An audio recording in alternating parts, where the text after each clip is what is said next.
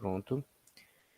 Então, elementos de circuitos pneumáticos hidráulicos, né? O que que a gente deve ter em um circuito pneumático? O bom é que você sabe o que que é um circuito elétrico, né? Então, o conceito de circuito, como tal, você já, digamos assim, tem uma certa familiaridade, né? Cadê a caneta? Então, essa, essa familiaridade, né, que você já tem com circuitos pneumáticos, circuitos elétricos, vai de alguma maneira facilitar o entendimento de um circuito com essas naturezas, né? Pneumático ou hidráulico, né? A diferença do pneumático para o hidráulico está basicamente, não estou dizendo que seja a única coisa, é basicamente, né? E a principal talvez é o líquido, ou melhor, o fluido que a gente utiliza, né? Nos circuitos pneumáticos você utiliza um fluido que é o ar, né? E enquanto nos hidráulicos você utiliza um fluido um pouco mais denso, né? E essa densidade certamente nos favorece em um quesito que é força, né? Os circuitos pneumáticos têm mais força? Tem, que os elétricos. Entretanto, os hidráulicos conseguem ser bem mais fortes em termos de carga que os pneumáticos, né? Então, comecemos por... Deixa eu trazer aqui nessa. Então, vamos falar dessas duas coisas, né? Cadê o...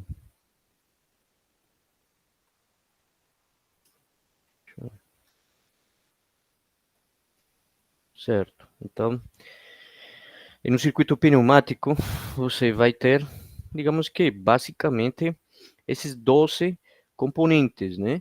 Eh, Começando pelo primeiro e mais importante de todos, que dá vida, assim como uma fonte elétrica de corrente já seja contínua ou alternada, dá vida para um circuito elétrico, pois para um circuito pneumático você vai ter o compressor, né? O compressor, ele produz, né, o ar, né, que você certamente vai colocar nas tubulações e mangueiras, né, a fim de você criar um trabalho específico, né. Esse compressor, então estaria aqui, né, estou indicando aqui, né, justamente, né. Existem várias técnicas de compressão, né, de compressor, perdão, vários tipos de compressor construídos sobre diferentes técnicas, né.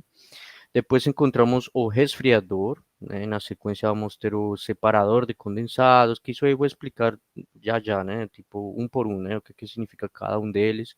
Vamos ter um reservatório, né? Porque na verdade o compressor é a fonte, né? Do ar, mas a gente tem que, de alguma maneira, garantir uma estabilidade na pressão do ar, né? Então tem que ter um reservatório e geralmente esse reservatório ele vem acompanhado de todo um sistema, né, de controle de pressão, de temperatura, certo? De umidade. Muitos deles, obviamente, o reservatório, pelo que já a gente imagina, é talvez a parte mais custosa em termos de despesa financeira, pelo fato de ele envolver não somente esses controladores, como também regular uma norma, né? Ou melhor, regular não, se adequar a uma norma que vai depender de cada, geralmente depende de cada país, depende de cada órgão, né, legislador que faz essa questão aí das normas no Brasil, particularmente a NBR, né? Eu vou mostrar daqui a pouco, né? Mas só para deixar claro que o reservatório ele é fundamental, né? E tanto é que tem que ter, né? Eh, o secador, né, obviamente, existe o que é o purgador, o pré-filtro, todas estas coisas, né, mas eu estou ressaltando os mais importantes. O secador, né, porque evidentemente trabalhar com ar úmido não é a melhor coisa a se fazer, né, então qualquer processo que envolve, né, um circuito que trabalha com um fluido, né, já seja ar ou qualquer outro, você tem que ter uma constante, digamos assim, vigilância, você tem que vigiar permanentemente que esse líquido, esse fluido, né, ele esteja livre de impurezas, esteja livre de água, esteja livre de qualquer outra coisa que não seja benéfica para os aparelhos ou até inclusive os componentes internos desses aparelhos, que certamente com a água ou com qualquer outra impureza vão se danificar, né? Então, o secador é um deles, né? E também é um dos, digamos assim, componentes talvez mais, também que demanda uma certa despesa, né? Porque a técnica com que você seca pode ser a melhor, mas a melhor não sempre é a mais, digamos assim, econômica, né? Vamos começar pelo secador, né? Perdão, pelo compressor. O compressor, a nível de circuitos elétricos, você sabe que uma bateria é o que tem um símbolo que é mais ou menos esse aqui, né? Bom, uma bateria ou uma fonte, né, de corrente, uma bateria seria mais ou menos isso aqui uma fonte de corrente contínua, etc, né, uma DC, né, enfim, você tem simbologias. Em um circuito, né, pneumático, a simbologia é essa aqui, né? Agora sim, cara, às vezes você vai encontrar, né, por exemplo, uma simbologia, assim como você encontra a simbologia diferente de uma fonte de corrente contínua, de um fabricante, de um circuito elétrico feito por um fabricante, e encontra o símbolo de uma fonte de corrente elétrica de um outro fabricante diferente no seu circuito, é porque existe uma pequena, né, diferenciação, de pronto, às vezes, na forma em que foi desenhado, né? Então, por exemplo, você vai encontrar uma fonte de corrente assim, às vezes, com um menos e um mais, mas tem gente que pode colocar isso aqui e dizer que está falando de uma bateria. O importante aqui é o quê? Que as duas coisas são corrente contínua, né? Então você já identifica isso, né? Às vezes, bom, não sei, em algumas partes você encontra isso aqui, né? Também é válido, certo?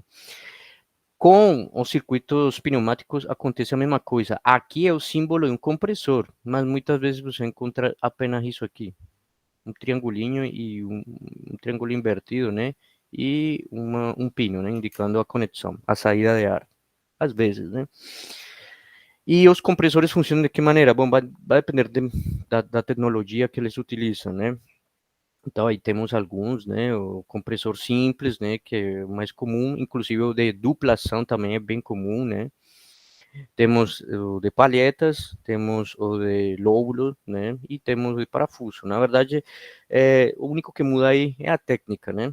O de lóbulo, bueno, como vocês podem observar, na verdade, esses dois elementos aí, eles ficam girando, certo?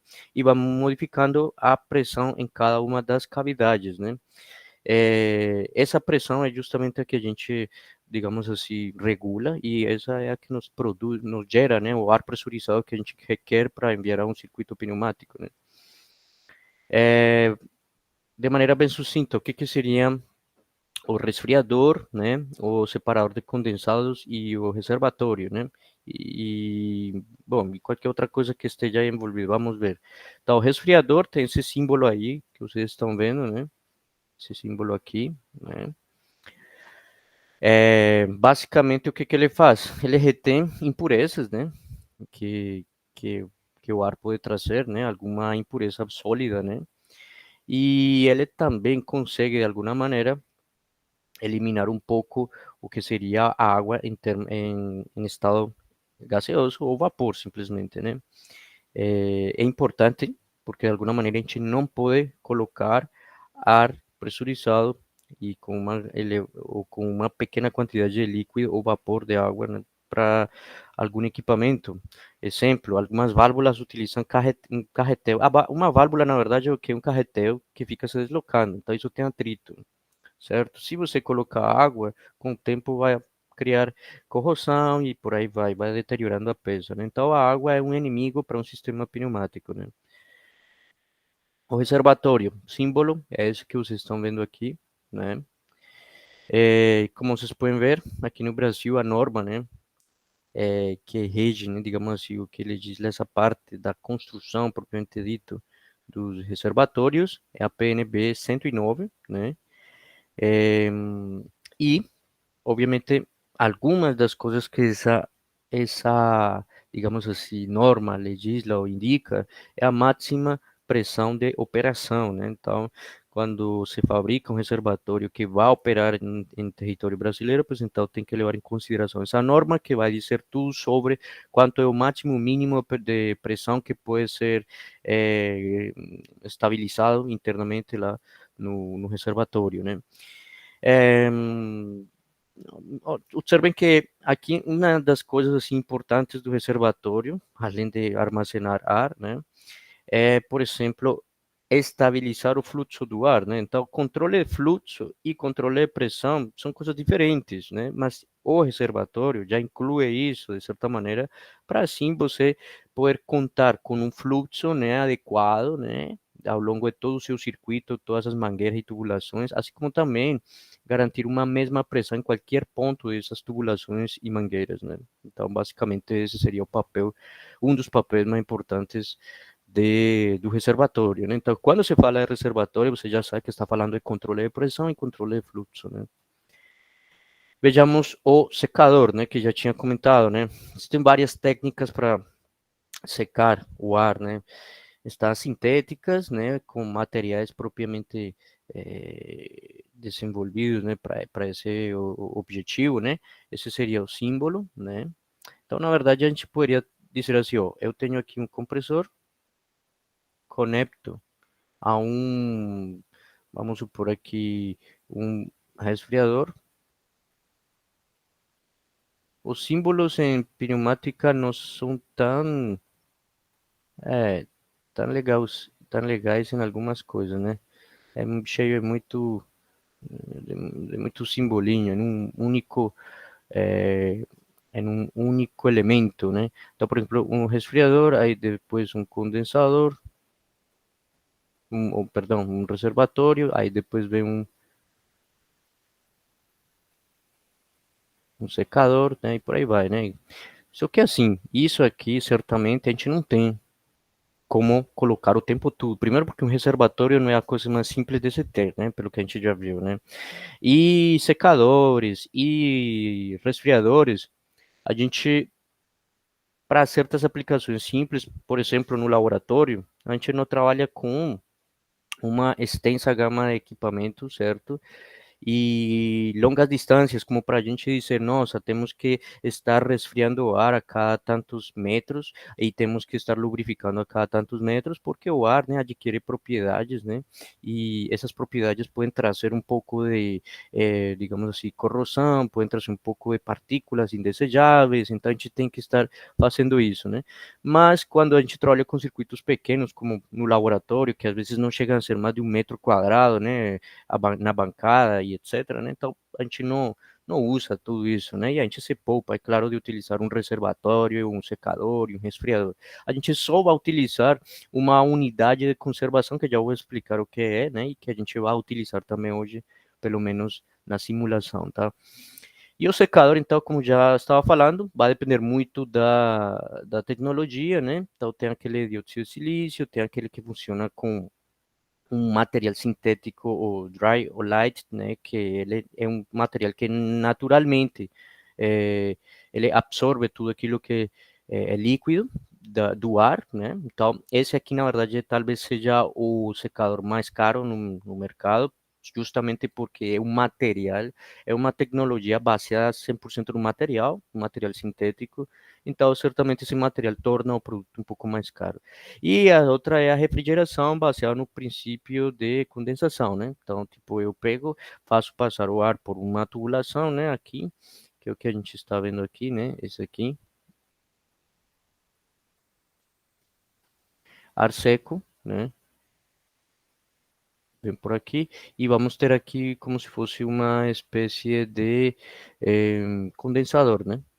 Esse princípio básico aí é para separar o, o ar úmido, que se é úmido, então a gente tenta separar aquele líquido que está aí em estado gaseoso, né, vapor, e pronto, e a gente termina retirando essa umidade, né? O que a gente pode falar agora sobre a distribuição, as tubulações, né? Simples, não deve ter ângulos retos, né?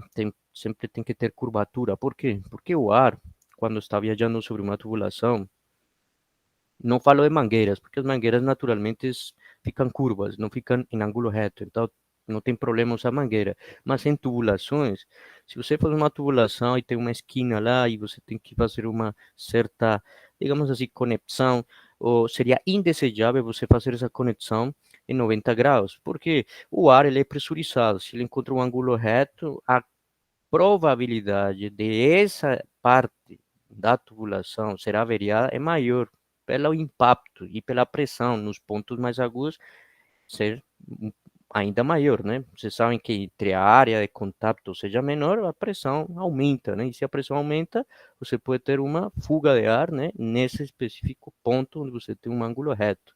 Então, por norma e por considerações que estou explicando aqui, você não deve considerar nunca um ângulo reto, né? E aí, depois que você vai distribuindo o ar ao longo de todo o seu circuito, como se fosse a corrente elétrica, né? No ar acontece o quê? Quando você vai enviar seu, tipo, você vai ter uma tubulação sempre com uma seção transversal maior para enviar o ar, né, pressurizado, e vai ter uma pequena parte onde você vai pegar esse ar, uma pequena ramificação, uma bifurcação, né? E aí você abre uma pequena tubulação aí, né? Com uma área de seção transversal menor, né? Que é a que você vai utilizar provavelmente para um subcircuito pneumático que é alimentado por essa, digamos assim, por essa espina, né, dorsal que você criou com aquela tubulação de área de seção transversal maior, né? Então, na verdade, seria mais ou menos o princípio e, obviamente, criando o quê? Sempre curvas nas bifurcações ou até nas dobras que você faz para garantir tipo assim, o envio de ar de um ponto a outro, né? Como é o caso que estou mostrando aqui. Aqui está o compressor, né? Aqui tem uma válvula, ou uma chave, melhor, uma chave. E aqui, daqui para lá, você está vendo simplesmente curvas em todos os pontos, né? Que desviamos o caminho do ar, né? Diferentemente de um circuito elétrico, onde você desenha, né? Você desenha no circuito elétrico que você faz uma fonte, né? Tipo, vamos supor aqui, uma fonte de alimentação, você vai ter umas cargas, né? Alguma coisa, né? Sei lá. E aí depois tem que voltar necessariamente para o polo negativo, né? Querendo dizer o quê? Que é um circuito fechado, né? É, nos circuitos pneumáticos, isso não é assim, tá? A gente abre lá no compressor e vai terminar, mas termina num ponto que é fechado, né? Mas é fechado não significa que, não, que por aí, tipo assim, que eu não estou enviando ar então ao longo de todo o circuito porque eu não fechei o circuito. Não, na verdade é fechado somente aqui, uma tubulação que fica tampada e pronto, né? Por quê? Porque o ar pressurizado ele vai ser consumido pelos outros dispositivos. O ar, ele não fica aí para sempre, ele está em constante consumo pelos elementos que compõem o circuito, né? Então, o circuito não vai ser conectado, né? Do jeito que está aqui, ele não vai ser conectado ao compressor porque não tem sentido, né? Tipo, o ar, na verdade, ele fica aí e acabou, certo? O ar que você utiliza ou que você deixa de utilizar, ele se torna um escape, né? E é isso que a gente vai utilizar como princípio de operação de muitas válvulas que a gente vai ver hoje. Muitas não, mas o princípio básico de algumas válvulas, né? Como é o caso agora aqui de falar de um elemento que efetivamente a gente vai utilizar muito, que é a unidade de conservação. A unidade de conservação, na verdade, é um elemento que vai se conectar imediatamente depois do secador, né? E o que ele faz? Ele filtra, ele regula a pressão e ele lubrifica. Quantas unidades de conservação você pode encontrar em um circuito pneumático, por exemplo, a nível de indústria? Muitos. Por quê? Porque a cada vez que você aumenta a extensão do seu circuito pneumático, o ar começa a adquirir impurezas, o ar começa a variar de pressão e o ar começa a ficar um pouco menos lubrificado. E quando se fala de lubrificação, aí você diz, não, mas não se trata de deixar o ar seco, entenda, lubrificar não é o mesmo que tornar ele úmido. Lubrificar é deixar ele com pequenas partículas oleosas que vão se espalhar pela parte interna dos elementos pneumáticos. Com que fim? Já um pouquinho atrás eu comentei, né, tem algumas válvulas, alguns elementos, né, que eles utilizam sistema de carretel, né, estou dando um exemplo, né, um carretel que se desloca, né, com ar, ele faz atrito sobre outra peça estática, né? Esse atrito, se não estiver lubrificado, com o tempo vai gerar o que? Um desgaste, né? Hoje, por exemplo, os fabricantes quase todo, não, aliás, todo fabricante hoje de qualquer dispositivo pneumático hidráulico já vem com peças autolubrificadas, ou seja, internamente elas já têm a capacidade de estar sempre eliminando essa probabilidade do atrito desgastar a peça, né? Então, a peça pode ser feita com um certo material que reduz, né, o desgaste por atrito e etc, né? E é isso que chamam de autolubrificação. Não significa que ela internamente está cheia de óleo, não teria sentido, né? E a outra questão é a regulação da pressão, né? A unidade de conservação recebe esse nome porque, no final, ela é uma pequena peça que tem três peças internamente, né? E são essas aí, um filtro, um regulador de pressão e um lubrificador. Eu vou desmembrar aqui, ó. Esse simbolinho que está lá em cima, que seria esse aqui, ó, ele equivale a isso aqui, certo? Isso aqui e isso aqui, né? E aí está, filtro, regulador de pressão e lubrificador. Vejamos então, por exemplo, o filtro. Não sei se algum de vocês já viu em alguma indústria ou em algum local por aí um tubo que vem de lá do teto e tem esse negócio aí pendurado. Esse negócio aí pendurado é a unidade de conservação, né? E essa partezinha que sai dele, que geralmente é transparente e que às vezes está cheia de um líquido como meio amarelado, não é mais do que o filtro, né? Assim, deixa eu mostrar aqui, porque eu não mostrei, porque aqui não dá para ver claramente, mas o filtro não é propriamente assim, essa peça toda, né? É apenas, eh, a ver, deixa eu ver aqui, eu botei aqui, é, é isso aqui. Tem uma peça aqui, acho que eu vou colocar outra cor aqui, porque por aqui entra o ar, né? Por aqui vai sair, né? Certo? Então é como se tivéssemos um conduto aqui, outro conduto aqui, certo? E aí o que que acontece? O ar, ele vai entrar aqui, só que como a gente está vendo aqui um corte transversal, certo? A própria pressão do ar vai fazer com que isto gire. Tem um negocinho aqui que gira, isso aqui gira, né? Como se fossem umas palhetas que estão aqui embaixo. Isso vai girar, né?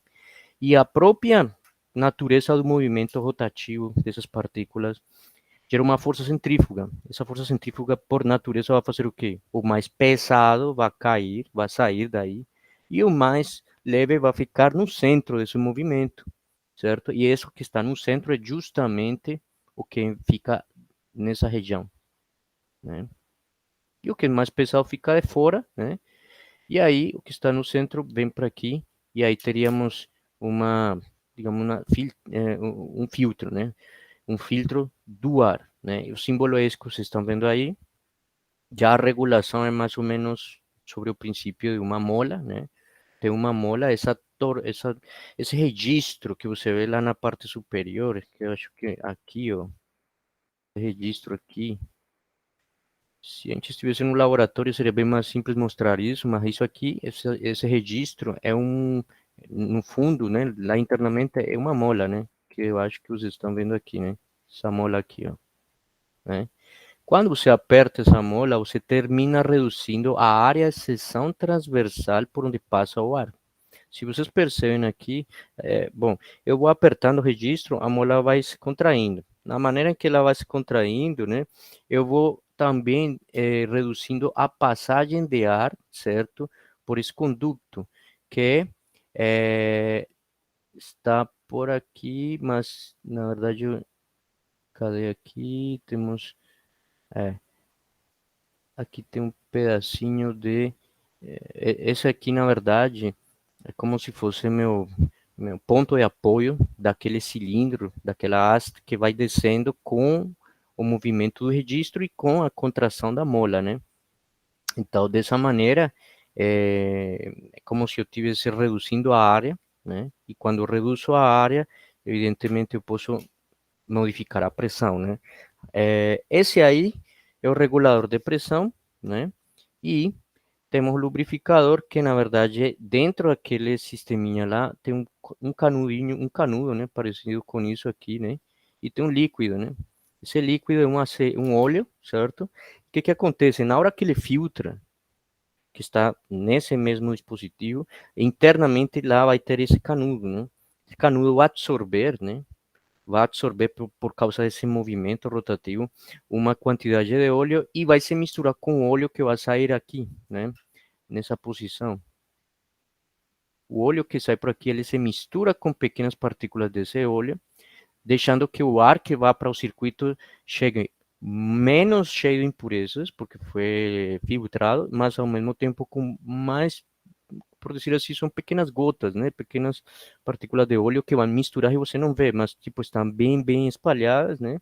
Garantindo assim que o óleo seja lubrificado, né? O ar seja lubrificado, né?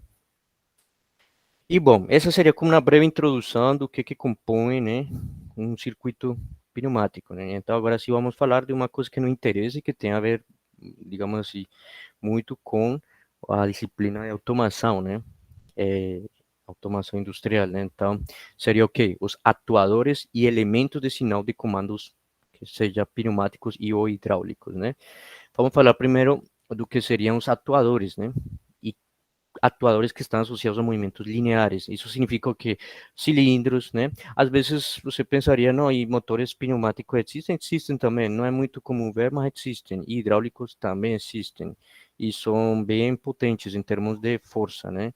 Não, você não vai conseguir essa mesma força, talvez, com um motor elétrico, né? Embora os elétricos que a gente conhece, de indução trifásica, entre outros, conseguem dar conta do recado em muitas aplicações, né?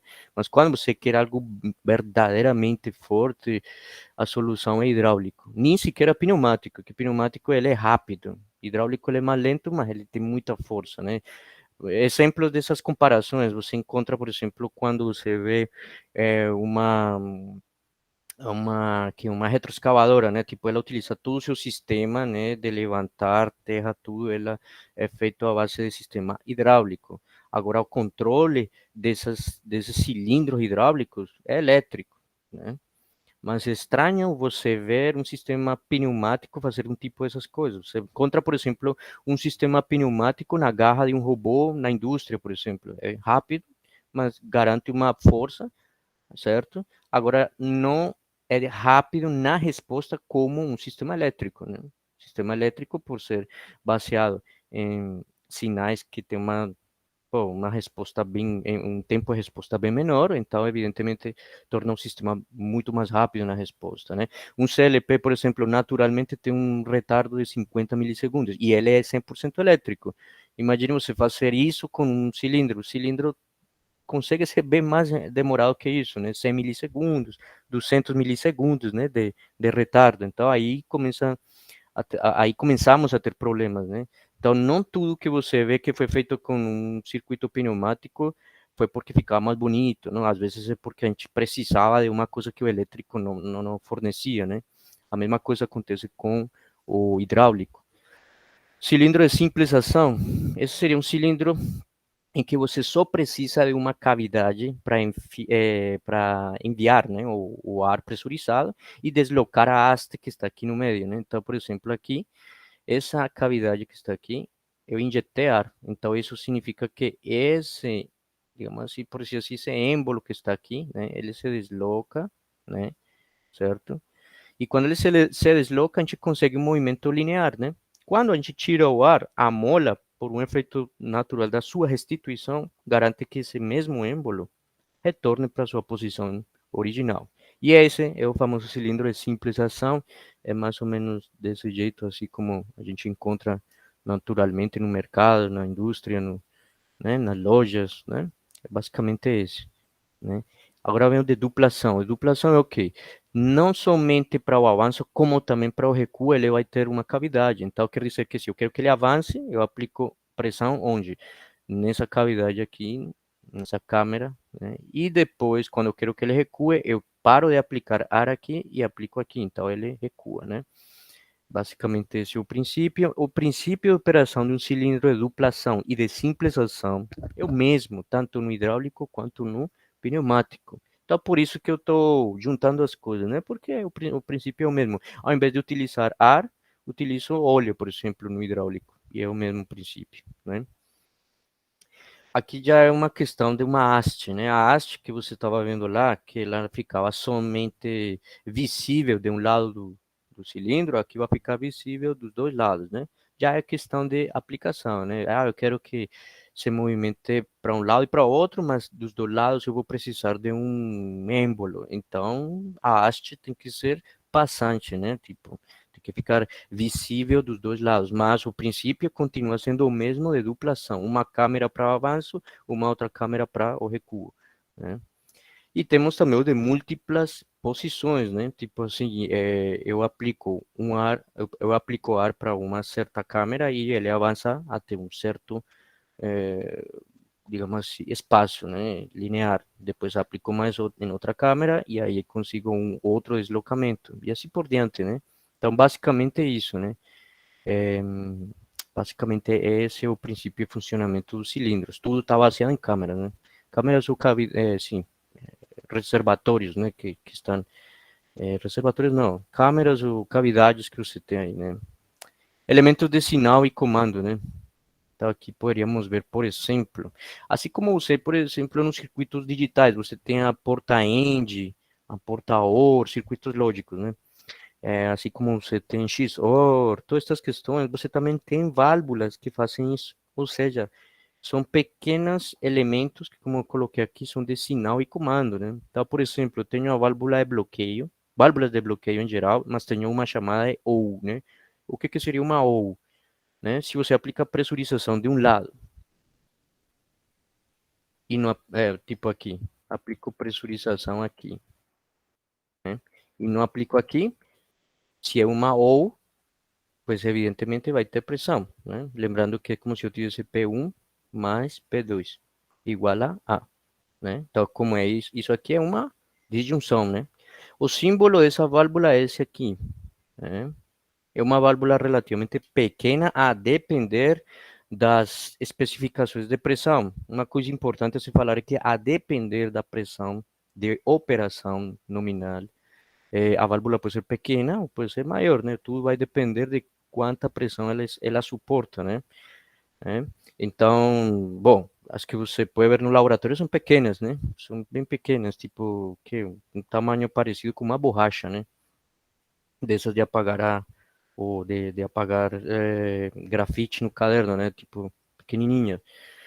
É, a válvula de bloqueio elemento E, pues, já está explicado, né? É a conjunção, né? Então aqui eu preciso aplicar pressurização dos dois lados para garantir o que? Passagem de ar no outro, né? Então nesse caso aqui, ó, se eu aplico ar aqui e aqui, isso que você está vendo, esse símbolo aqui é bem intuitivo, né? Imagine que isso aqui é uma haste, né? Que ela se movimenta e o ar faz pressão aqui, ó, né? Se eu aplico somente aqui, essa haste vai ficar travada aqui. Então o ar não passa. Se eu aplico o ar aqui e não aplico aqui, se eu aplico apenas aqui, então eu vou ter uma força aqui, aqui, minha haste vai ficar aonde? Aqui. Então vai bloquear o ar e não vai ter ar aqui. Se eu aplico nos dois, tanto um como o outro vão entrar em um conflito, por dizer assim, de encontrar a pressão de equilíbrio. Mas nenhum dos dois vai encostar, logo o fluxo do ar vai passar, né? É o que está acontecendo praticamente aqui nesse desenho que está um pouco mais claro, né? Eu aplico pressão aqui, ó, né? Perdão, aplico aqui, né? Aí ele fecha aqui, ó, fechou aqui e não tem como é, passar o ar, né?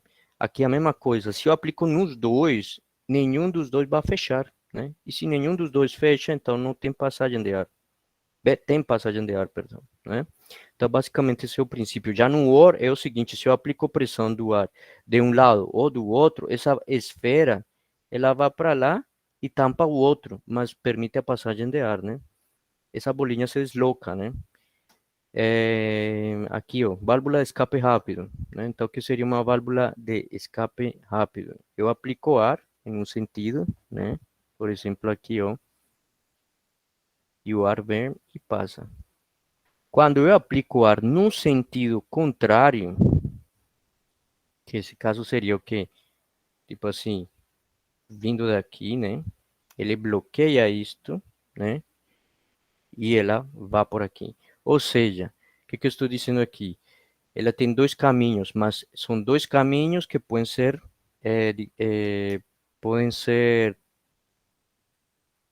atravessados, por decir assim, em direções diferentes, né? Se eu vou de A para R, eu vou em um sentido, mas se eu vou de P para A, já vou no sentido contrário. Por quê? Porque aí esse próprio elemento que está aqui, ele se encarrega de bloquear em um sentido a via R, né? Então não vou ter como ter saída por R, né? Então esse tipo de válvula se utiliza muito para fazer escape. O escape geralmente sempre é no sentido contrário ao sentido da pressão de trabalho, né? Que a gente vai ver daqui a pouco. Mas, por ser escape rápido, chama assim, por quê? Porque você não precisa regular o momento do escape. Ela naturalmente fará isso, né? E está aí. É simplesmente um princípio, né? De bloqueio, né? Bloqueio estratégico, né? A válvula de retenção já é uma válvula que, como está aqui, né? Se eu aplico em um sentido, ela bloqueia. Então, se eu aplico assim, ó, ela bloqueia, então não tem passagem de ar. Mas se eu aplico no sentido contrário, ela permite a passagem. Por quê? Porque esses condutos aqui ficam abertos, permite a passagem de ar e vem para aqui. Isso também, essa válvula de retenção é como se fosse uma válvula unidirecional, ou seja, ela exige que o fluxo seja em um sentido. Se é em sentido contrário, ela bloqueia. Então serve para isso, né? Válvula reguladora de pressão é basicamente o que eu falei agora no regulador que está dentro da unidade de conservação. Ela é uma torneirinha, tem um registro, uma mola, e à medida que você vai apertando, aqui esse símbolo explica melhor, né? À medida que você vai apertando esse triângulo aqui, ó, ele vai descendo, né? Então eu vou fazer isso aqui melhor, maior, tá? Eu vou aqui colocar isso. Se eu tenho esse triângulo aqui assim, o ar ainda passa, né? Mas a região transversal. Opa, o que foi que eu fiz aqui?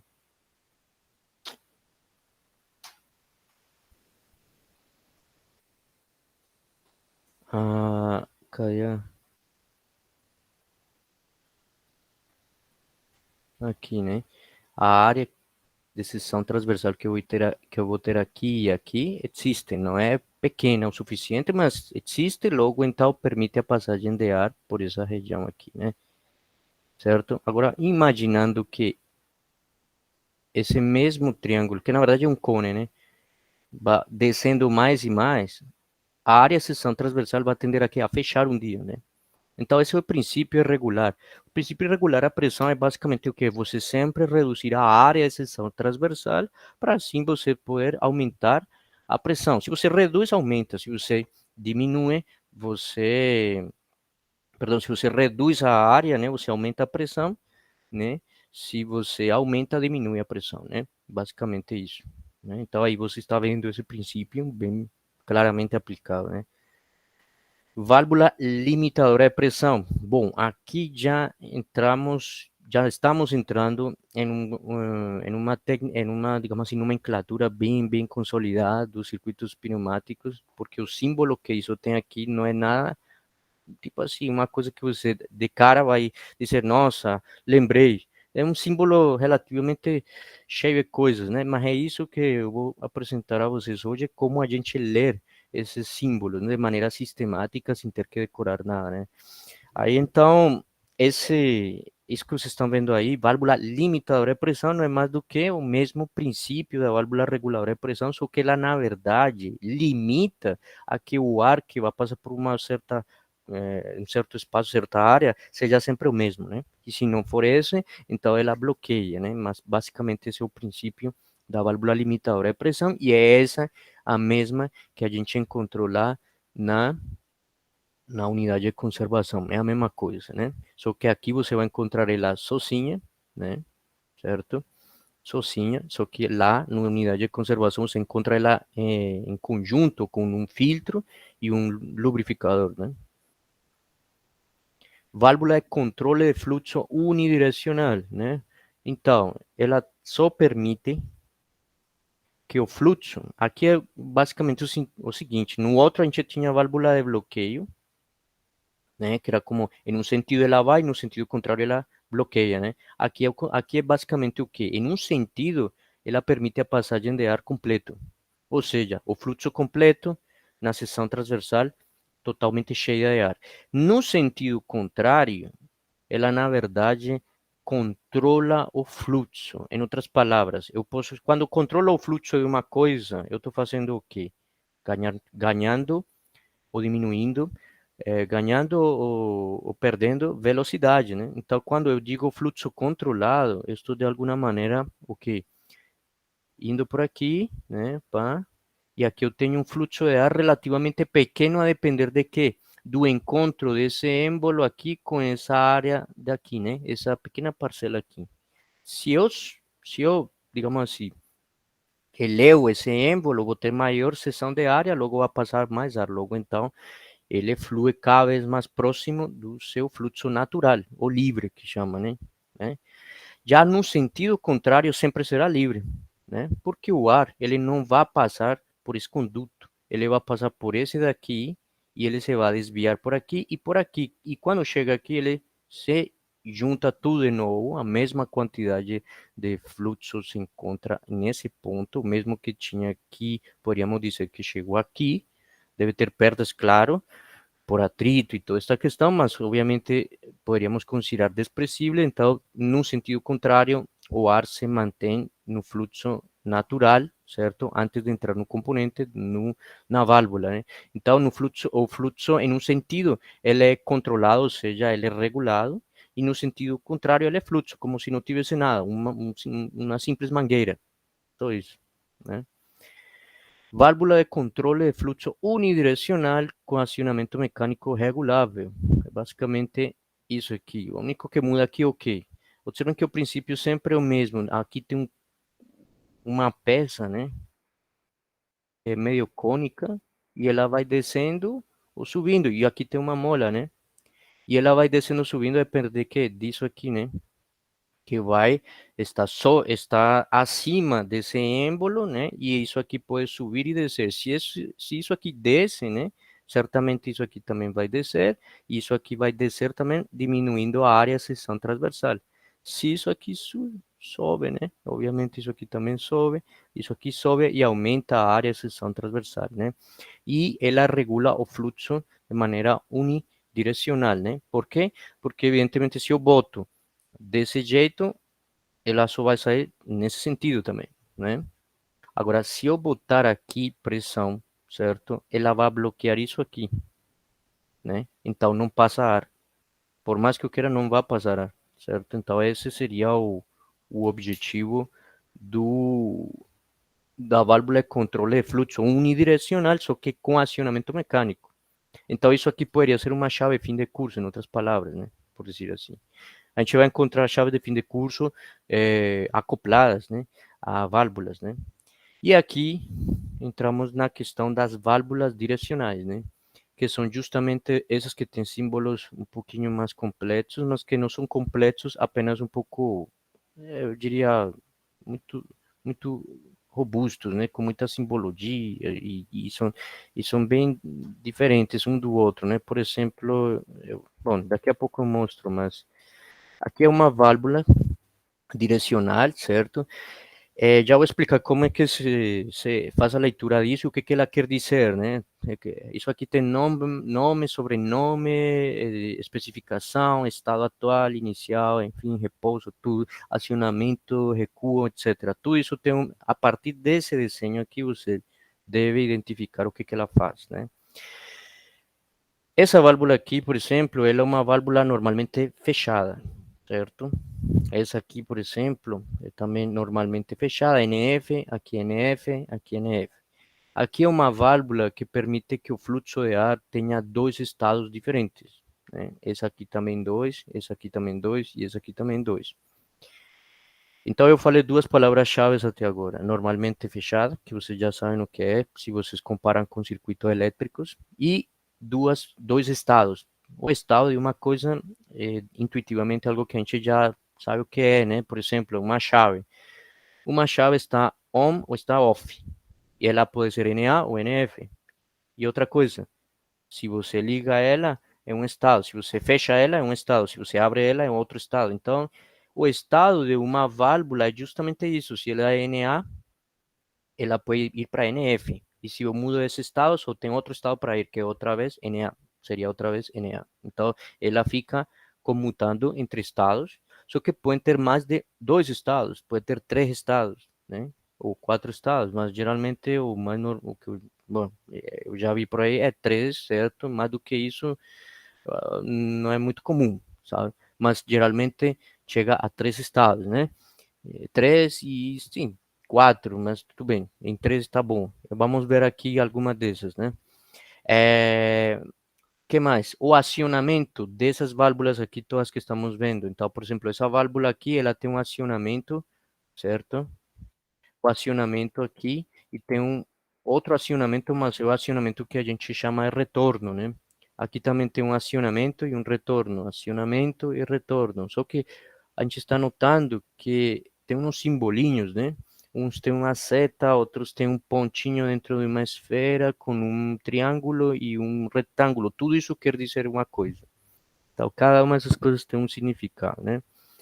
Aqui, mais uma vez, temos aqui válvulas de 2 estados, todas têm 2 estados, certo? Tem acionamento, tem retorno, e tem essa aqui, por exemplo, é NF, essa aqui é NA, essa aqui é NA e essa aqui é NF.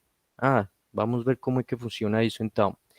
Vamos pensar em estados como posições, né? Então, por exemplo, uma chave dessas que você utiliza em circuitos elétricos. Se a chave está fechada, é porque fechado é uma posição. E se ela está aberta, essa é uma outra posição. Então, quando você tem, digamos assim, uma válvula que tem 2 estados, é o mesmo que ter 2 posições. E as posições se representam por quadrados, né? Então, por exemplo, uma chave, uma torneira, vamos supor uma torneira simples, né? Você abre e fecha ela, né? Então, estar fechado é um estado, estar aberto é outro estado. Logo, então, tem que ter quantos quadros? 2. Simples assim. Então, aqui, por exemplo, eu tenho uma torneira que está fechada, aqui, né?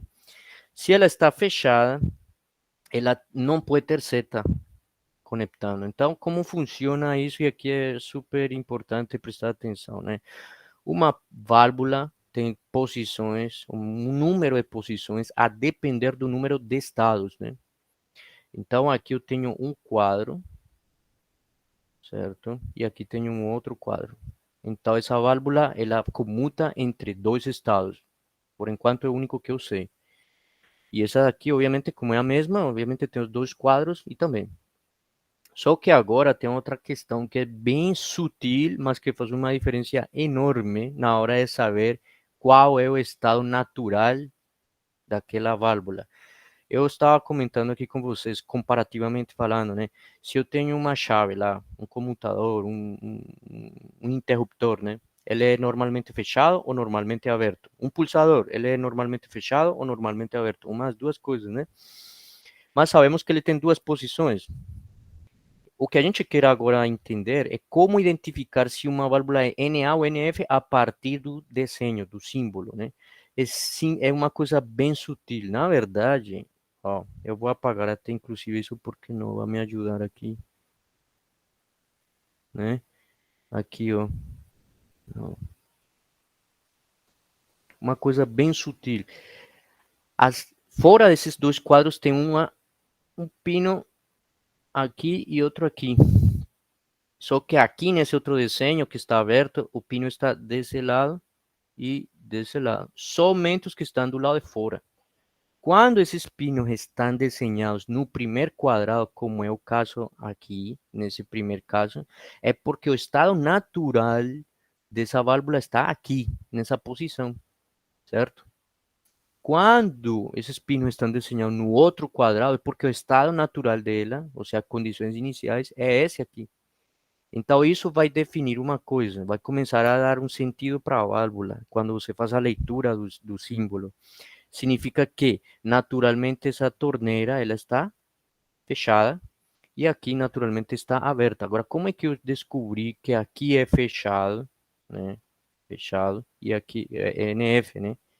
E aqui é NA. Tem um símbolo aqui, ó. Aliás, tem 3 símbolos que você pode encontrar dentro desses quadrados. Um é uma seta assim, ou assim. É o mesmo símbolo, diria eu, né? Só que também pode ser em diagonal, ou pode ser assim, enfim, mas é as mesmas setas, né? pode ter esse símbolo aqui ou esse símbolo aqui. Então, são três símbolos, né? Que eu considero todas as setas um mesmo símbolo. Não vou ficar aqui diferenciando seta de outra só porque para cima ou para baixo, não. Todas as setas são a mesma seta, né? Você só coloca em um sentido a depender do que você quer. E esses aqui é um tampão, só que esse aqui a gente vai entender que só afeta, né, entradas, e esse aqui só afeta saídas, né? Então, são coisas diferentes. Aqui é só para entradas ou escapes.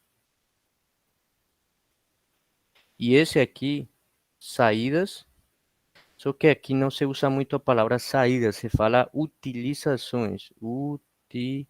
Mas eu falo saídas só para vocês entenderem o que eu quero dizer agora, né? O que eu quero dizer? Esses dois pinos que estão na parte externa representam a posição, condições iniciais, né? A posição das condições iniciais. Como eu tenho um pino aqui embaixo, esse pino embaixo representa o quê? Uma entrada, certo? E esse pino está na parte superior, representa uma saída ou uma utilização. Então, todos os pinos que estejam na parte superior são saídas, e todos os pinos que estão na parte de baixo são entradas ou escapes, certo? Como a primeira posição, que é esse quadrado aqui, né? Certo? Ela tem um T aqui como um tampão, e aqui tem um outro. Então, isso automaticamente está dizendo que a entrada está vetada, está tampada, e a saída também. Logo, aqui não tem o que? Fluxo. É isso que está indicando isso aqui. Você vai ter que entender isso assim dessa maneira, sabe? Por enquanto, tipo assim, eu tenho uma saída e uma entrada. Só que a entrada, ela tem tipo, eu botei uma tampa aqui e botei uma tampa no conduto da saída. Então, o que que tem de fluxo aí? Nada, né? Então, por isso ele é normalmente fechado, né? Aí eu vou para o outro, aí eu descubro que os pinos estão no segundo quadrado, né? Pronto. Só que agora eu já não utilizei tampas aqui, eu utilizei o quê? Uma seta, indicando o quê? Que um está conectado com, ou seja, uma entrada está conectada com uma saída, então permite a passagem de alguma coisa, alguma coisa é o ar, ou pode ser o óleo, dependendo do circuito que a gente estiver usando a natureza, né? Mas o que está garantido aqui é que a posição natural dele permite a passagem, então está aberto. É basicamente isso. Todo mundo entendeu isso aí? É importante que eu saiba se vocês me entenderam nisso aí, porque daqui para lá é só acrescentar coisas a isso que eu falei. Tá tudo bem até aí, gente? Professor, o Hum, senhor poderia, quando for mencionar a peça ou alguma parte do mecanismo, apontar com o mouse, porque às vezes quando o senhor coloca a canetinha não dá para enxergar muito bem. a caneta, não dá para enxergar? Tá, bom, vou fazer aqui diferente então. Mas, bom, eu quero saber, entenderam isso aí ou não? Ou repito, como é? Deu para entender sim, mas só para Hum, melhorar a explicação. tá bom, tá bom. Bom, então vamos fazer o seguinte, ó. Como estava dizendo, né? Eu sempre que tiver uma válvula, eu vou falar de quê? De posições, né? Então, uma válvula que tenha isso aqui, ó.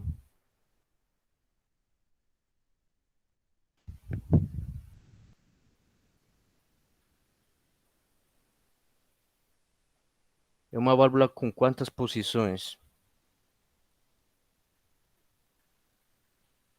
Duas. Pronto, isso está claro, né?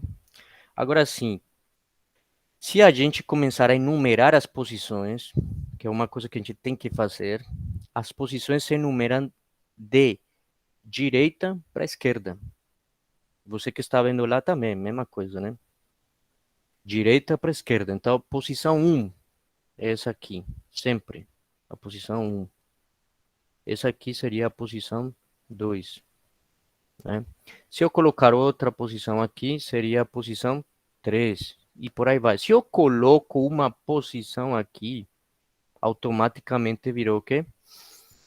1 Aqui vou ter que tirar e botar 2. Aqui tiro e boto 3. E aqui tiro e boto 4. Basicamente é isso, né? Esse é o princípio que a gente utiliza, essa organização, né? Se eu botar, vamos lá, se vocês já me entenderam o que eu falei, eu quero que vocês me digam onde, ou seja, tipo, eu posso colocar isso aqui, né? Eu posso fazer isso aqui, colocar os pinos aqui na parte externa, mas da posição 3. Isso significa o quê? Que naturalmente a válvula está sempre na posição 3. Agora, se ela é NF ou NA, vai depender de quê? De o que acontece na posição 3, né? É isso que eu quero dizer, né? Então, quando vocês vão fazer a leitura de uma válvula, vocês têm que pensar primeiro em que parte esses pinos estão, em que posição, né? Então, vejamos isso aqui, ó. Posição de repouso, né? Normalmente fechada. E aí estão. Quantas posições tem? Estamos falando disso aqui, ó. Quantas posições tem isso aí, certo? E o que acontece na posição natural, na posição de condições iniciais? Os pinos estão desenhados, os pinos externos, né? Os conectores externos, eles estão desenhados aqui, né? Ó, só para deixar claro, está aqui um e aqui está o outro, né? E essa aqui é a posição um e essa aqui seria a posição 2. Então, na posição um, que é a posição de repouso, minha válvula é tampada tanto na entrada como na saída, né? Então, ela é normalmente fechada, né? Aqui os pinos estão na mesma posição um, certo? Na mesma posição um. Então, essa posição um é a posição de repouso. Só que ao invés do caso anterior, aqui ele está permitindo a conexão, né? Porque tem uma seta. Então, aí, essa posição é a posição de repouso, correto? Mas ela é normalmente aberta, porque permite a passagem. Você tem que imaginar isso como se fosse uma chave que está, um pulsador normalmente fechado. Ele já permite a passagem da corrente, né? Aqui é a passagem de quê? Do ar pressurizado. Como funciona, então, a nomenclatura? Se eu tenho dois quadros, são duas posições, né? O mesmo aplica para isso aqui, né? Duas posições, né? Agora, quantas vias? Vias vai ser o quê? Vai ser o número de símbolos que você tem dentro de uma posição. Você pode pegar a posição de repouso como referência. Então, já eu dou essa dica. Pegue a posição de repouso, que é aquela onde você tem os pinos externos. Então, a posição de repouso vai ser essa aqui. E a posição de repouso vai ser essa aqui. Todo mundo me entendeu qual o critério para detectar a posição de repouso ou não? Eu quero que vocês vão falando também, né? Porque senão eu vou assumindo que está todo mundo entendendo, né? Tá todo mundo entendendo, né? O critério? O critério para detectar a posição de repouso. Hum? Gente, tá bom. Sim, perfeito. Tá bom. Então, vamos fazer o seguinte. Aqui tem NF, certo? Aqui tem NA. Só que aí eu vou, vou aqui para a posição, certo? De repouso e vou contar os símbolos. Aqui eu tenho tipo assim, uma tampa e aqui outra tampa, né? Uma tampinha aqui e outra tampinha aqui. Cada tampinha, seja isso ou isso aqui, vale por uma via, certo? Se eu tenho uma seta, não importa se é para cima, para baixo, em diagonal, enfim, em diagonal para baixo, não importa. Se for uma seta, ela vale por 2 vias, certo? Correto? Então aqui, ó, o nome dessa válvula, a gente está começando a construir os nomes das válvulas, porque é assim que a gente se refere a elas. São uns nomes um pouco compridos, mas a gente vai ter que aprender a entender isso para saber depois saber entender que tipo de válvula colocar, né? Então, por exemplo, aqui, essa válvula, ela tem duas posições. Vamos para a posição de repouso e contamos o número de vias. Aqui eu tenho uma tampinha, outra tampinha, então vai ter duas. Então, isso aqui é duas posições, duas vias. A maneira enxuta de escrever isso é assim, ó, 2/2 vias. Aqui é a mesma coisa. Apesar dela ter duas posições e a posição de repouso ter uma seta equivale a quanto? A duas vias. Então, dá a mesma coisa, né? Então, mais uma vez. Correto? É isso aí. Acionamento e retorno. O que significa isso? Bom, já entendimos, né, que o ar ele vai comutar de acordo com o que a posição indicar, né? No caso anterior, se eu estou nessa primeira válvula aqui, né? No primeiro momento, ela vai estar bloqueada. Mas quando eu passar esses pinos para esses daqui, automaticamente o ar começa a passar, né? Então, quem que faz esse deslocamento desses pinos? Vai ser uma coisa que vamos chamar de acionamento. E o acionamento sempre vai estar do lado esquerdo. Já do lado direito, a gente vai colocar o retorno, que é o que faz com que a posição que está em jogo volte sempre para a posição de repouso. Ou seja, esses pequenos detalhes sutis, que são aqueles pinos externos, definem para você quase tudo. Por quê? Porque eles indicam a posição de repouso e eles também vão ficar na posição atual, né? Então, por exemplo, vamos lá aqui. Vamos lá para esse caso, não. Vamos deixar aqui. Imagine por um momento que eu tenho minha válvula nessa posição. Eu vou perguntar para vocês, tá? Eu vou fazer aqui isso, como se fosse um exemplo didático, só para ver que vocês estão me acompanhando nisso. E aqui eu tenho isso aqui, ó, né? Aqui está na posição de quê? De repouso, e a posição é a posição 1. Então, a posição 1 é a posição de repouso. Aí passou um tempo T, certo? E eu vou ter um cenário um pouco diferente. Vou ter esse cenário aqui, ó.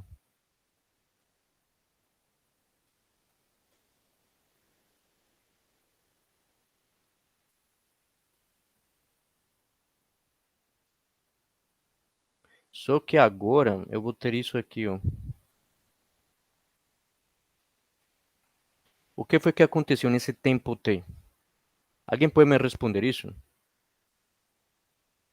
A válvula foi acionada. Ela está na. Exatamente. Então, como eu acionei, essa seta que eu estou desenhando aqui é como se representasse o que? O deslocamento dessa posição para a posição de repouso. E a posição de repouso, por sua vez, vai ser deslocada para uma posição aqui que eu vou colocar como fantasma adjacente e vai ficar depois desse tempo T aqui, ó. Então, a válvula foi acionada. A válvula foi acionada de que maneira? Com algum tipo de técnica, mas sempre foi pela esquerda, né?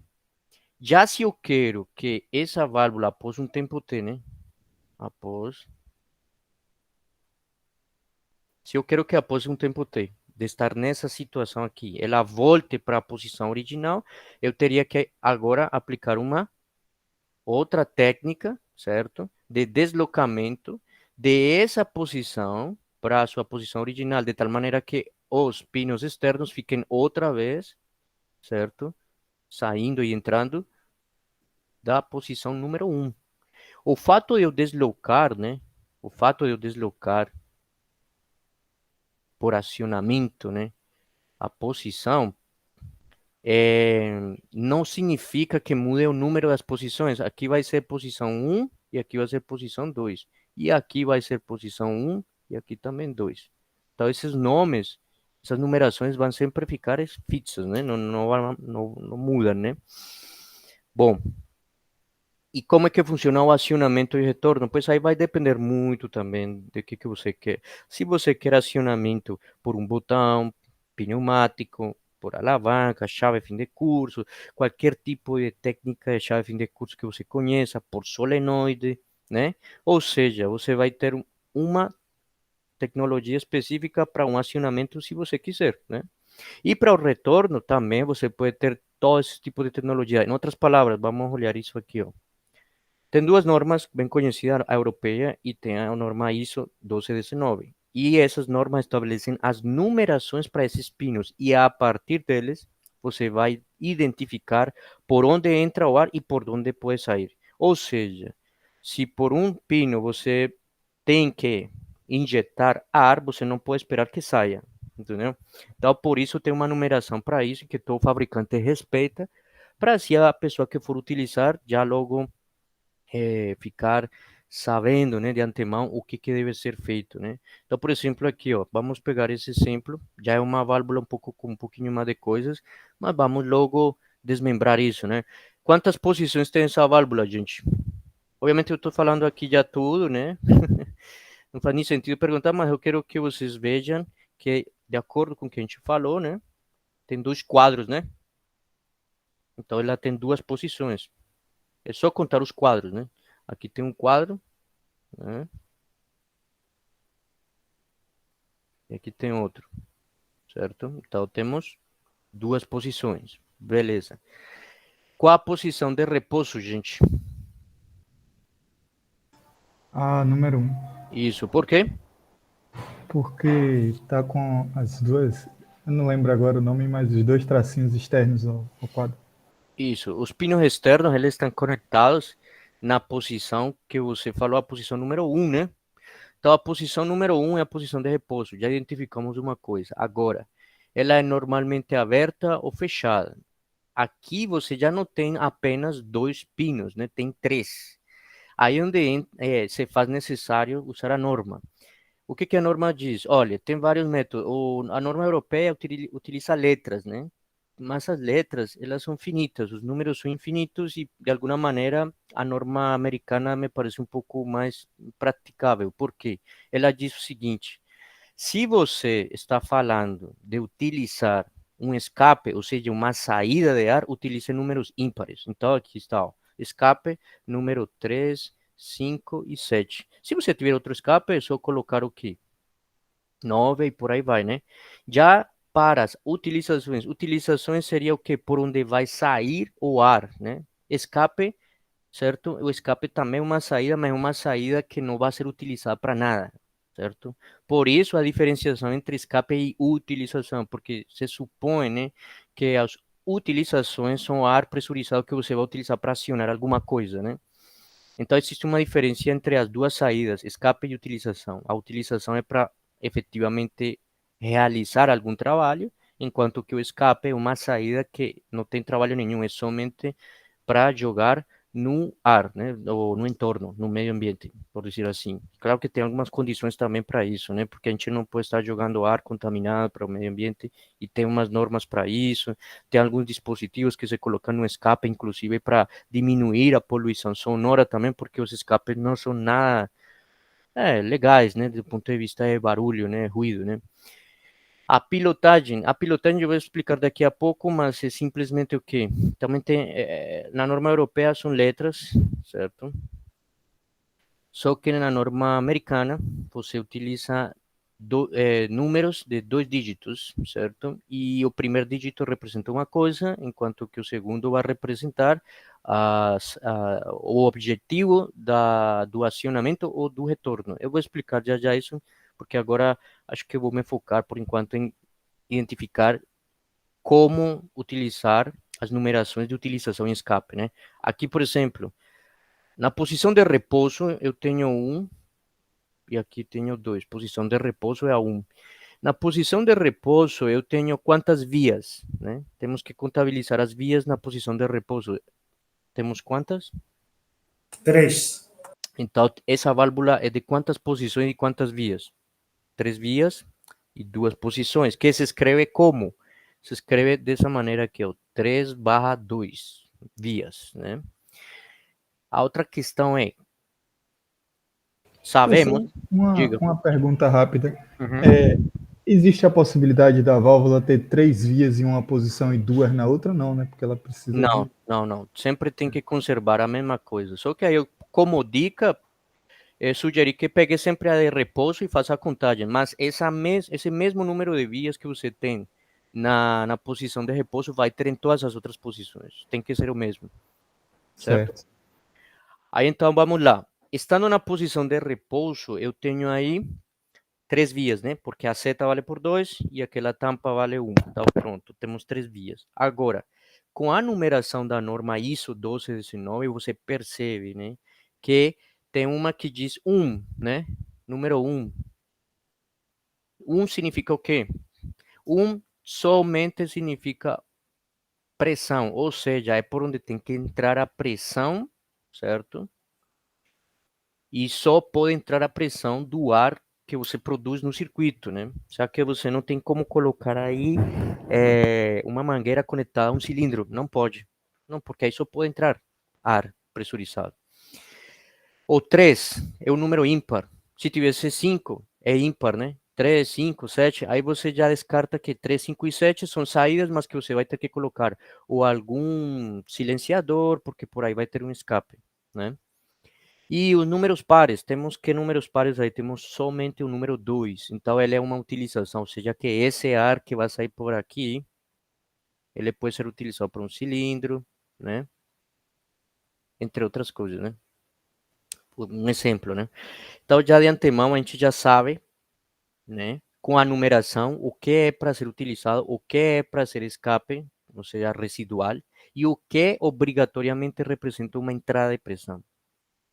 Agora, com o que a gente falou, o acionamento está sempre de que lado? Do lado esquerdo. E o retorno fica do lado direito. O acionamento é por botão, porque aqui está desenhado um botão, né? Isso aqui é um botão.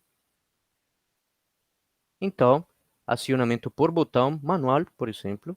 E o retorno é o quê? Por mola. Ou seja, enquanto eu pressiono esse botão, esse 1 vai se conectar com 2, concordam? Por quê? Porque ele vai passar para a posição 2. E na posição 2 ou 1, esse traço vai ficar aqui e o 2 vai ficar aqui. Então, 1 conectado com 2 significa o quê? Entrada de pressão com saída de utilização, ou seja, uma passagem, né? Então, ele fica NA. Ele fica aberto, perdão. Ele não fica NA, fica aberto, né? Aí, quando eu solto aquele botão, a mola vai restituir para a posição 1, né? É basicamente isso que eu queria dizer, né? Eu pressiono o botão, eu mudo os conectores externos para a posição 2. Se eu solto aquele botão, a mola faz seu trabalho de restituição natural e faz com que esses conectores aqui voltem para onde? Para as posições originais, né? Basicamente isso. Aí já fica identificado que ele é acionado por botão e o retorno por mola. Mas vejamos outros casos aqui rapidamente. A primeira, alguém tem como me dizer o nome completo disso? A primeira quer dizer essa aqui. O nome Foi a que a gente acabou de ver. ok. Essa é a que a gente acabou de ver, professor. Pronto, então seria como? O nome eu não sei, eu sei a função. É acionamento por botão, retorno por mola. 3/2 vias, né? Ah, sim. 3/2. 3/2 vias, que mais? NF. NS? NF, normalmente fechado. Isso, NF, que mais? Acionamento por Botão. e retorno por mola, né? É basicamente isso, né? A gente tem que identificar essas coisas, né? Então, por exemplo, vamos lá na segunda, essa aqui. Seria como? 5/2 vias. 5/2 vias. Normalmente fechada ou normalmente aberta? Normalmente aberto. Normalmente é aberto. Isso, porque na posição de repouso, o 1 está conectado com 2. Então, significa que uma entrada de pressão está conectada com uma saída. Então, há uma continuidade, né? Então, é NA. Pronto. O que mais? Professor, uma dúvida. O 5 e o 4. O 5 era também entrada, por ser Não, ímpar? não. O 5 e o 3 é ímpar, né? Segundo a Isso. norma, é escape. Escape. Saída de ar, ou seja, que você joga para o entorno. Não utiliza para mais nada. Certo. E 4 e 2 são o quê? utilização, né? Então, só que aí está, ó. Daqui a pouco a gente vai ver como funciona, espero que dê tempo, não sei se vai dar tempo, mas acho que, ó, aqui dá para ver claramente que em um momento, na posição de repouso, o 4 se comunica com o 5. Ou seja, é um ar que foi utilizado e agora vai em sentido contrário e tem que ir para 5. 5 só pode ser saída. Então, nesse caso, a utilização 4 mudou de sentido, né? Mudou de direção, né? Quando ele passa para a posição 2, o que acontece? O 1, ó, o 1 se vai comunicar com 4. Aí o 4 passa a ser o quê? Uma saída de pressão. Mas aqui volta a ser entrada. Mas isso aqui, na verdade, se utiliza muito, por exemplo, com cilindros de duplação. A gente vai ver, vou mostrar já para vocês. Vamos falar a terceira. Vamos rapidamente aqui com a terceira. A terceira seria o quê? Eu acho que já dá para ver claramente aqui qual é, né? 3x2 normalmente é aberto e retorno por mola, acionamento aí é o que? É chave de fim de curso? Isso é, chave fim de curso. Chave fim de curso, NF, né? Acionamento por botão, por chave fim de curso e retorno por mola. Isso. Aqui seria o quê? Aqui não falamos, o acionamento e o retorno é o quê? Tem números de 2 dígitos, né? Geralmente, quando tem número de 2 dígitos e tem essas linhas tracejadas ou contínuas, é porque é acionamento e retorno pneumático, ou seja, que é feito com ar pressurizado, né? Aqui também, mesmo tem um número 1 e 2. Aqui é um símbolo do Fluidicine, aqui é outro símbolo de outra empresa. Então, às vezes, as empresas têm simbologias levemente diferentes, mas nunca mudam. Tipo, às vezes, nunca mudam assim a essência. Aqui tem um 1, 2, aqui também tem um 1, 2, né? Mas já sabemos que, pela regra, a ISO 1219, os números de 2 dígitos representam essas pilotagens, né? O acionamento pneumático, né? Aqui seria o quê? 3/2 vias, né? NF também, só que acionamento pneumático e retorno por mola. Aqui, essa aqui e essa daqui. Vamos fazer essa e essa daqui. Aqui seria como seria isso aqui? 3x3. E, Agora os números só estão no central, né? então a posição de repouso é qual? É a central e é normalmente fechado. Aqui é a posição 1, 2 e 3, né? Então a posição de repouso é a 2. Ela é uma válvula 3/3 vias, normalmente Fechado. fechada. Que mais? Acionamento por alavanca e retorno por mola. Mola. Essa daqui, essa daqui. Aí seria o quê? 3x2, normalmente aberta. Acionamento, não sei dizer o que é esse Esse símbolo. aqui é um que a gente utiliza muito, principalmente com CLP, que é o solenoide. Solenoide. Isso, solenoide. E o retorno por Mola. mola. Que mais poderíamos dizer aqui? Bom, e agora sim vamos ver esse que parece o mais completo e intimidante, mas não é. Seria qual? Esse aqui. 5x3, posição normalmente aberto também. Normalmente aberto. Mente fechado. Ou Normalmente fechado. A posição de repouso é a número 2, né? Que mais?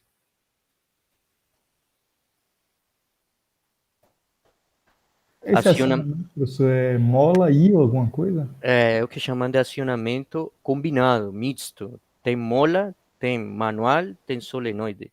Ou seja, não significa que você tem que fazer as três coisas. Significa que você pode utilizar uma dessas quatro coisas, aliás, porque aí na verdade são quatro: manual, pneumático, elétrico, que seria o solenoide, e a mola. Então, você pode usufruir dessas quatro coisas aí. E o retorno também, mesma natureza, misto, né?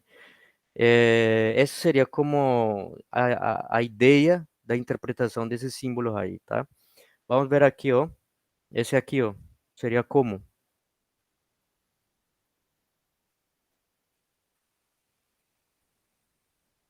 E aí, gente? 5x3 também. Uhum. Normalmente aberto. Normalmente aberto. Acionamento pelos Misto. 4 métodos, isso. E E retorno. retorno também. Beleza. Quantos escapes, quantas utilizações a gente tem aí, né? A gente já sabe que escapes, números ímpares, estão sempre embaixo, excetuando o número 1, que sempre é entrada de pressão. E as utilizações temos dois, né? 4 e 2, que estão sempre na parte superior, né? Bom, circuito 1, circuito 2. Vejamos aí, o que temos aí, gente?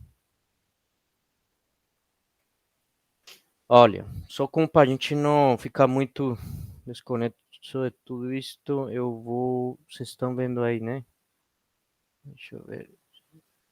Circuito, eu vou utilizar aqui o FluidSim, rapidamente, né? O FluidSim é um programinha que deixei lá para vocês também, né? No Schoology, vocês podem baixar e instalar, é tranquilo.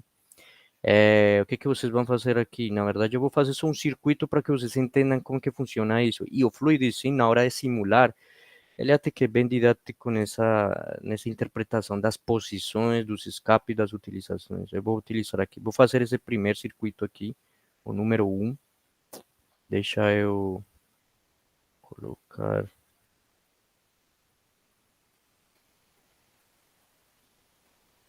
Isso. Vamos fazer isso aqui, ó. Então, como que funciona?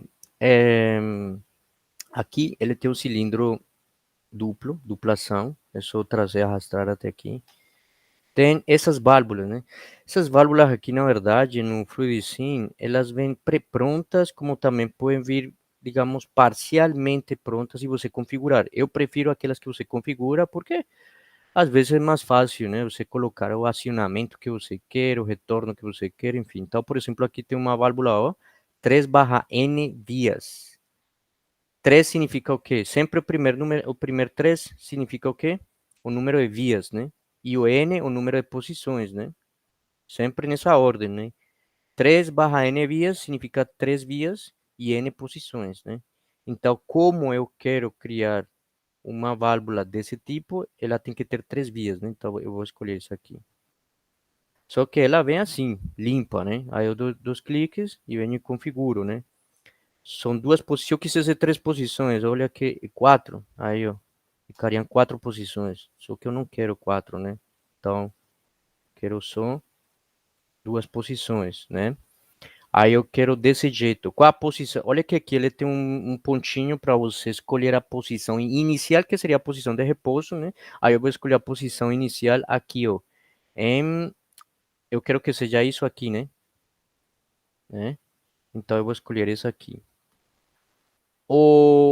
Como é que eu quero o acionamento? O acionamento a gente falou que sempre é a esquerda. Então aqui está a esquerda, aqui está a direita. Beleza? Então na esquerda a gente vai colocar o quê? Botão manual, né? Então isso aqui. E na esquerda eu quero que ele seja por mola. Isso aqui está em espanhol, mas aqui seria retorno por mola, né?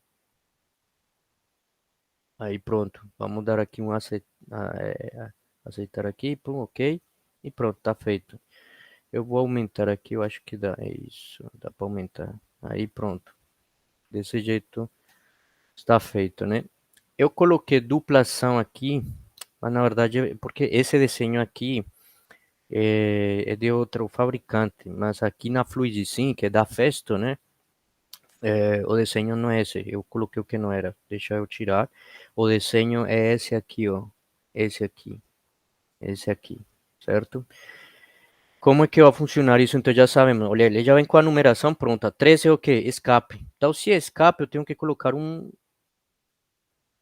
escape aqui, só que eu dou um clique aqui, ó, e seleciono aquele ponto verde que está no 3, dou 2 cliques, e aqui ele diz como fechar essa conexão, né? Já que é um escape. Mas não é que você fecha a conexão, na verdade você aplica um pequeno, colocar tipo assim, um conector que tem uma saída bem fina, de tal maneira que o ar, né, não produza aquele som, né? Então tem esse aqui, que é o silenciador, né? Tem esse aqui, aí fica desse jeito, certo? O escape. Porque se você não colocar isso, o programa vai dizer que você tem condutos em aberto. É um warning, né? Uma advertência. Ele não vai impedir que você faça a simulação, mas ele vai lhe dizer, oh, tenha cuidado, né? Sei lá. Aí você coloca isso que ele não vai dizer nada, tá? Aí depois você conecta aqui, né? E aqui eu vou colocar a pressão. Bom, a gente sabe que no circuito tem que ter o quê? Bom, pelo que eu falei hoje, tem que ter que secador, reservatório, resfriador, tudo isso, né? E depois, lá no final, unidade de conservação, que é esse símbolo aqui, né? Esse símbolo que eu estou apontando aqui com o mouse, né? Então, eu vou colocar a unidade de conservação. A unidade de conservação está aqui, ó. Certo? É só colocar aqui, né? E aqui colocamos o compressor. Na Festo, o compressor é um triângulo só. Do jeito que eu mostrei anteriormente. Assim. E é só conectar aqui e pronto. Certo? Olha, 2 cliques no compressor e ele lhe dá a pressão que você vai utilizar, né? Existem alguns algumas condições para isso, né? Evidentemente, que você nunca todo componente, seja válvula, seja cilindro, tudo ele vem com uma especificação da máxima frequência de operação. É óbvio que você tem que respeitar isso, né? E aí, é partindo desse ponto que você começa a também definir a pressão, certo? De trabalho que você vai definir na unidade de conservação. Então, por exemplo, aqui, ó, eu botei um compressor em 60. Eu não vou querer que a pressão que a unidade de conservação me entregue seja maior que 60, não teria como, né? Então, eu tenho que colocar abaixo disso. Vamos por 50 PSI, tá? E aí, pronto. Damos um play aqui e está. Como funciona? Quando eu dou play aqui, ele fica nessas cores. Essa cor azul mais azul clara é onde você não tem ar pressurizado. Onde fica ar escuro, significa que, perdão, onde fica nessa cor azul escuro, né? Azul é mais escuro, né? É onde você tem ar pressurizado, certo? Do jeito que a gente viu as simbologias das válvulas, isso aqui significa o que, gente? Qual a posição de repouso? A posição de repouso seria qual? A1, professor. A1, porque os conectores externos estão onde? Na posição 1. E é normalmente que? Fechado. Fechado. E observem que efetivamente é isso, né? Por aqui eu tenho pressão, azul escuro, e do outro lado está saindo que nada, está na azul, na cor clara, né? Eu vou aqui em opções e tem simulação. Em simulação vocês podem colocar aqui fator de espaço-tempo, vocês podem colocar 1/50 para que ele fique mais lento e assim vocês possam observar a simulação melhor. Eu aqui ele botou um dedinho aqui para indicar que você pressiona. E o que, que a gente tem que esperar? Que essa posição 2 passe para a posição 1. E a 1 passe mais para a direita, né? Aí, ó. Assim, né? Então, vamos lá. Eu vou pressionar. E aí, ó. Ele mostrou que as setas, né? Certo? É isso aí. Está permitindo a passagem de ar, né? Só que aí, o que, que acontece? A gente vai parar aqui um pouco, certo? E vamos colocar aqui posição. Aqui também tem uma outra coisa interessante que a gente vai. São as marcas, né? Eu posso colocar uma marca na posição 0, que seria A mais. Eu vou colocar já logo, não, A menos, como para indicar que ele está recuado, e uma marca em A mais, que seria quando está no máximo, que é 50, e vou dar um OK. E aí fica desse jeito, né? A menos e A mais, né? Pronto. Se eu pressionar, aí ó, avançou. E aí está mostrando que, ó, e quando ele volta, o ar obviamente que estava na câmera tem que recuar, né? Tem que descer e vai por onde? Pelo escape. Aí, ó, avançou, posição 2, pressurizou 1 com 2. Se eu soltar a válvula, a mola, né? Ela garante que essa posição 2 vá mais para a esquerda e a posição que estava deslocado para a direita, volte para a posição original, a sua localização inicial, que seria isso aqui, ó. E quando isso acontece, esse ar aqui desce por 2 e vai pelo escape. Esse é o sentido disso aqui, né? Em uma posição o ar escapa, na outra ele vai e enche o reservatório, a câmara anterior do êmbolo, né? Então, de novo, aí eu enche, solto, tem um escape, né? Porque não teria como voltar por sendo que é somente entrada de pressão, né? Basicamente é isso, né? Agora vejamos esse circuito número 2. No circuito 2 eu coloquei agora uma válvula de quê? De bloqueio, né? Mas essa válvula de bloqueio tem um nome, é a válvula OR, disjunção, né? Essa válvula está aqui, ó. Cadê? Aqui. Professor, uma dúvida. Hum, Enquanto a válvula está normalmente fechada na posição 1, uhum, essa pressão fica toda em cima dessa tampa. Como é que é uhum. feito esse controle é feito pelo aparelho anterior, né?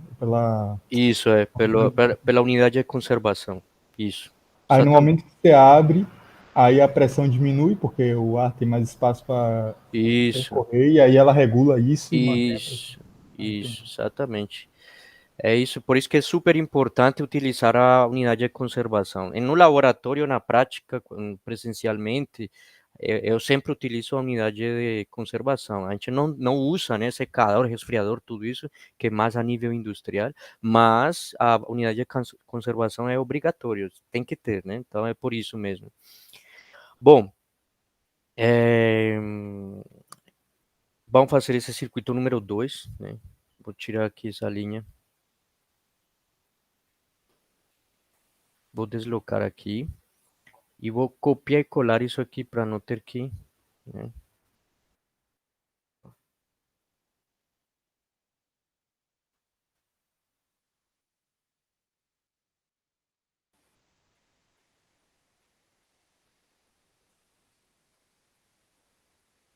Bom, vamos deixar aqui, né? Significa que entrar é pressão, então mando direto para onde? Para a unidade de conservação. 3 escape, tá ali pronto. E aqui eu faço aquela conexão. Observem que as próprias unidades, as válvulas de bloqueio, elas têm a numeração que a gente já conhece. É o quê? Entrar é pressão. Então ele já está lhe dizendo que por aqui só pode entrar e por aqui também. Então você já sabe. 2 é utilização. Eu vou utilizar para alguma coisa. Então, esse alguma coisa é entrar aqui. Esse aqui eu vou utilizar aonde? Aqui. E 2 é a utilização da válvula de bloqueio que eu vou utilizar para quê? Para isso aqui. Entendeu? Então, acho que a palavra utilização já é bem intuitiva, já diz para você que é aquele conduto que você vai usar para alguma coisa, que tem algum propósito, né? O escape, não necessariamente, né? O é o que? Entrada, então por isso pode entrar, né? Feito isso, vou simular e aí está, ó. Pressurizo aqui, pressurizo aqui. A unidade de conservação nesse momento está regulando a pressão porque ela está tudo aqui concentrada, né? Aí vai chegar um momento em que eu pressiono isso aqui, ó. Fiquem atentos para essa bolinha aqui, ó.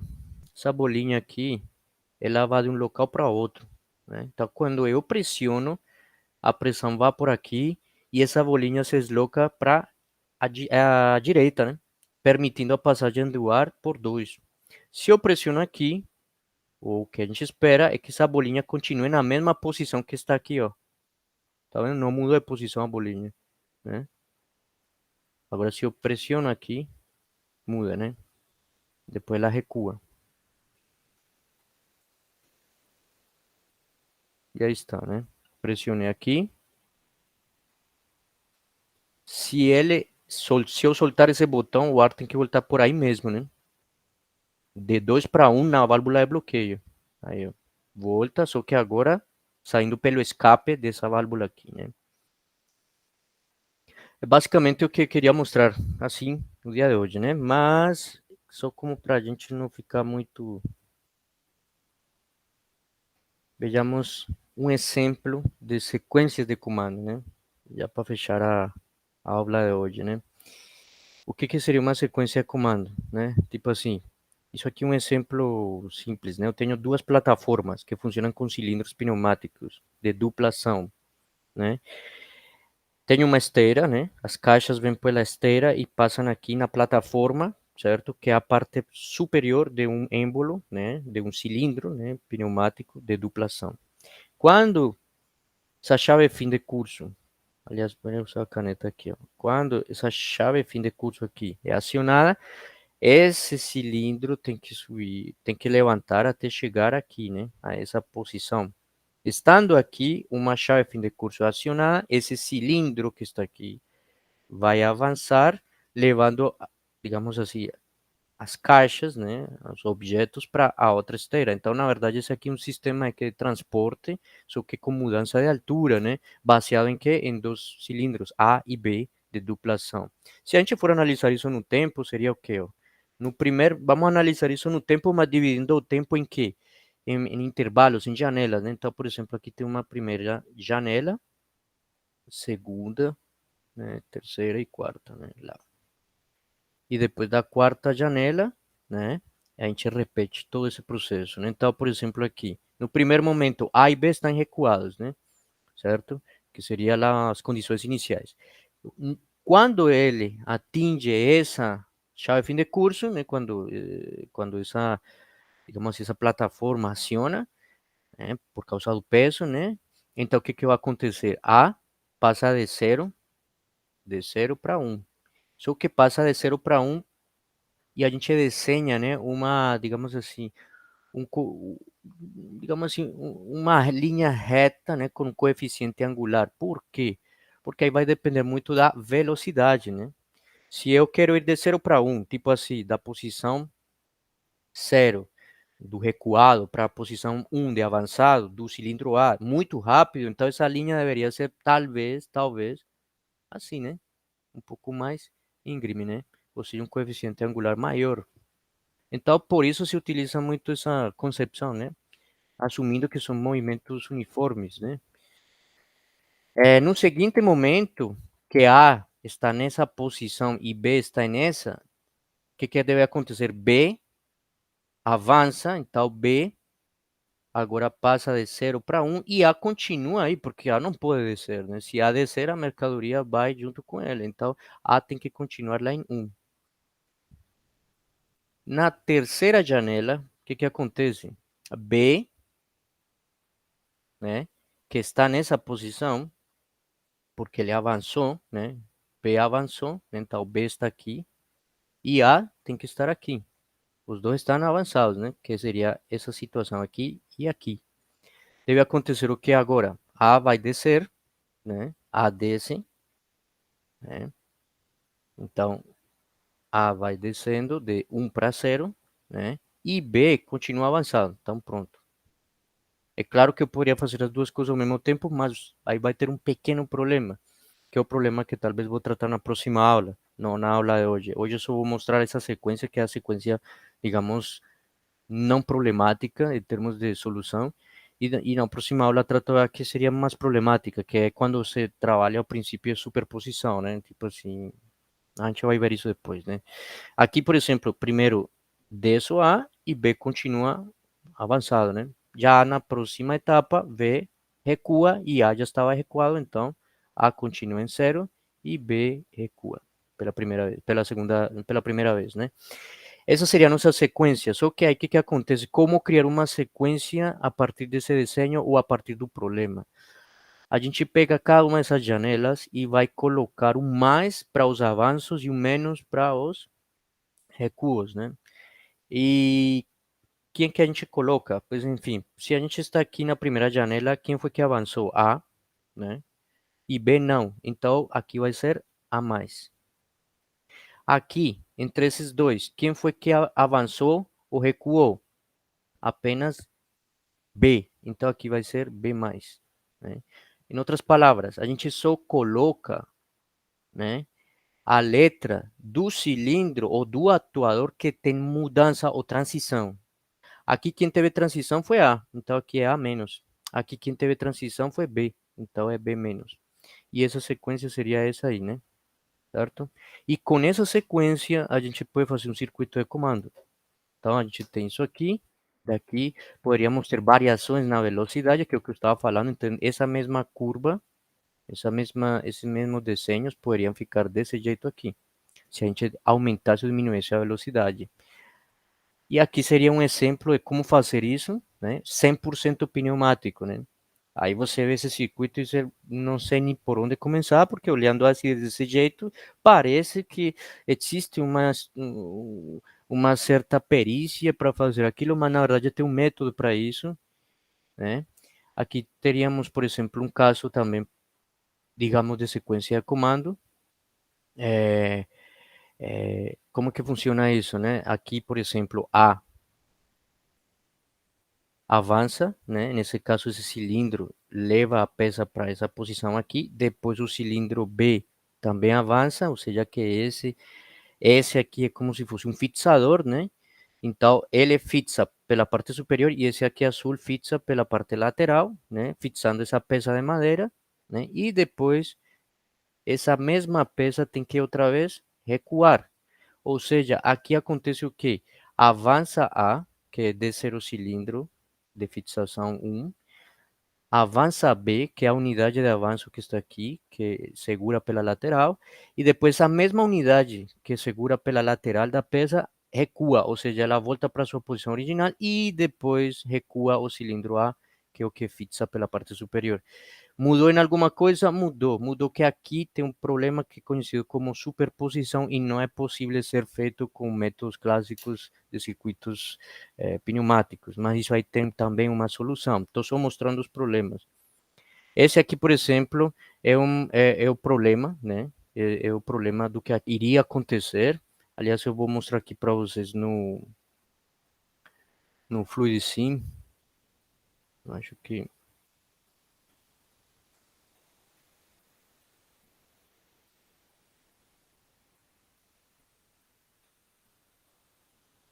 está aqui, ó. Cadê? Esse aqui.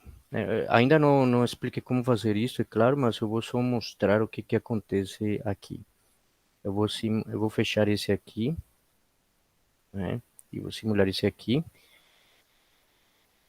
Ó, uma coisa, inclusive, que eu já tinha falado é que quando você tem conexões que estão acima uma da outra, ou se não tiver escapes, ele diz que deve ter conductos abertos, e no meu caso aqui não é de conductos abertos que estão um acima do outro, né? Mas eu mesmo assim digo que vai em frente e pronto. Aí, deixa eu.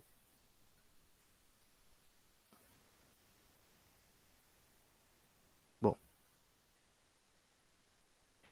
aqui eu botei solenoides e eu aciono eles via eletricamente, mas depois a gente vai ver isso, né? Então, por exemplo, aqui, ó, já tem uma superposição. Por quê? Quando eu pressionei aqui, ele pressurizou aqui, mas também já estava pressurizado aqui. Quando você pressuriza o acionamento e o retorno ao mesmo tempo, você cria um problema que é o problema de superposição. E aí, pues bloqueia o circuito. Então, quando você bloqueia o circuito, evidentemente, sua sequência de comando não vai para frente e aí é um problema. Esse problema tem que ser resolvido usando alguma outra técnica, né? Essa técnica é a que a gente vai ver talvez na próxima aula. Eu agora somente já para finalizar essa aula aqui, realmente 2 horas se torna muito difícil, né? Dar esse conteúdo, mas eu vou sacrificar só mais uns minutinhos aqui para mostrar a vocês a o conteúdo, tá? Eu vou utilizar aqui um outro circuito, que seria esse aqui, ó. Essa sequência de comando que a gente viu aqui agora, essa aqui, né? E vamos fazer ela lá no FluidSym. É bem rápido, né? Na verdade, não, a gente não demora muito para fazer isso. Essa aqui é a problemática vista desde várias soluções, porque existem várias técnicas para solucionar, e a gente vai aprender esse método aqui, que é o método cascata, né? A gente vai aprender como fazer isso. Isso seria como a apresentação de hoje, né? Aí, descarte isso, tá bom. E aí, eu vou mostrar essa sequência, né, que falei agora, né? A mais, B mais, A menos aqui. Pronto, isso, né? Essa sequência aqui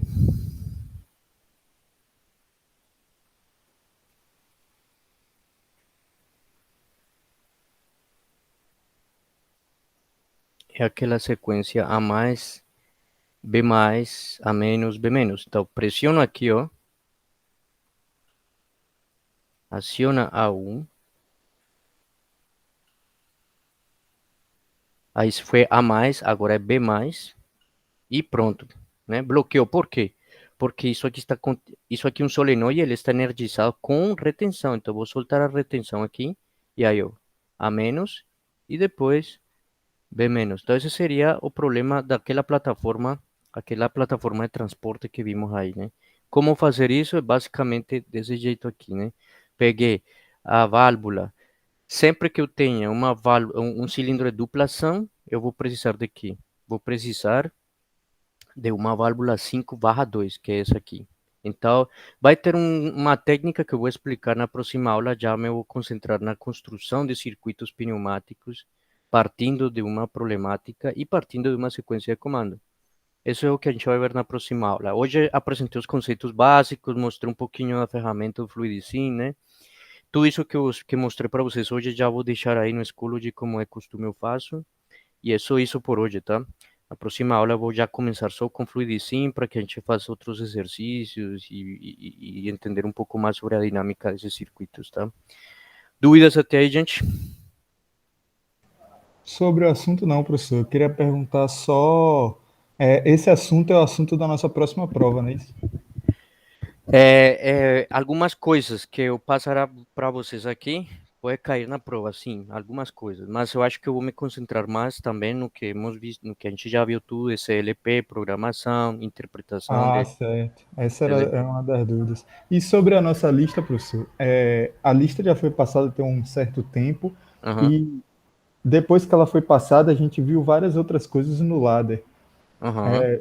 A lista é para ser feita só com ladder básico, ou a gente pode usar, por exemplo, a lista de instruções, essas outras coisas. Tudo que você quiser, é livre, é livre. Agora, não sei, eu botei lá alguma condição sobre isso, botei que tinha que ser só no ladder, porque querendo ou não, Não, professor. Porque querendo ou não, se você for utilizar o ladder ou vai utilizar o SFC ou lista de instruções ou qualquer uma dessas outras técnicas, você sempre no final termina amarrando uma coisa com outra. Então, assim, eu estou aberto à solução que vocês tragam para mim, entendeu? Agora, tem que atender exatamente o que está escrito lá, nas especificações, né?